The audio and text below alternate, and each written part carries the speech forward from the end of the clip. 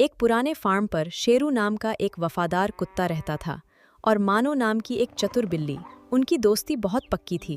वैसे तो लोग आम तौर पर कहते हैं कि कुत्ते और बिल्ली हमेशा दुश्मन होते हैं, लेकिन शेरू और मानो की दोस्ती बिल्कुल पक्की थी।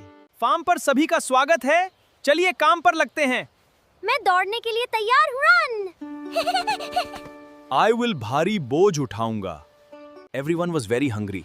जंगल के उस पार एक पुराना बाग है जहाँ बहुत सारे मीठे आम और अंगूर हैं। पर एक चिंता की बात है, वहाँ एक चालाक लोमड़ी लोमड़ी पहरा दे रही है। भूखे रहने से बेहतर है हम वहाँ जाएं। अगर हम सब मिलकर एक टीम की तरह काम करें तो लोमड़ी हमारा कुछ नहीं बिगाड़ सकती। मानो ने प्लान बनाया। शेरू, तुम्हारे भौंकने की आवाज बहुत जोरदार है। तुम लोमड़ी के सामने जाकर उसे डराना। जब उसका पूरा ध्यान तुम पर होगा, गोलू टोकरी लेकर पेड़ के नीचे खड़ा होगा।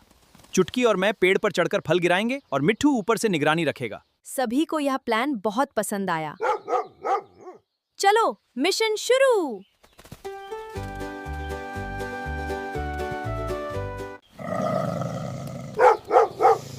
गैर मेरे बगीचे से बाहर निकल जाओ। तुम्हें अभी जाना होगा वरना अंजाम भुगतना होगा। योजना के अनुसार शेरू आगे बढ़ा। वह जोर जोर से भौंकने लगा। लोमड़ी उसके बड़े दांतों से डर गई। उसका पूरा ध्यान केवल उसी पर था। इसी बीच मानो दबे पांव बिना आवाज किए पेड़ पर चढ़ गई और चुटकी भी उसके पीछे पीछे फुर्ती से ऊपर पहुंच गई।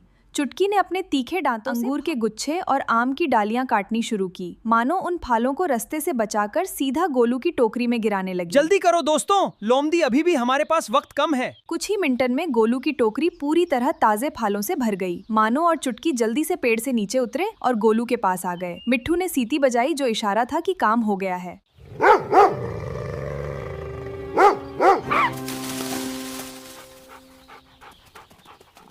अब हम चलते हैं दोस्तों। सभी जानवर खुशी खुशी अपने फार्म वापस आ गए। गोलू ने टोकरी उतारी और सब ने मिलकर मजे से मीठे आम और अंगूर खाए। अगर आज तुम उस लोमड़ी को नहीं डराते तो हमें ये खाना कभी नहीं मिलता। और अगर तुम सब अपनी चालाकी और मेहनत नहीं दिखाते तो मैं अकेला भौंकता ही रह जाता।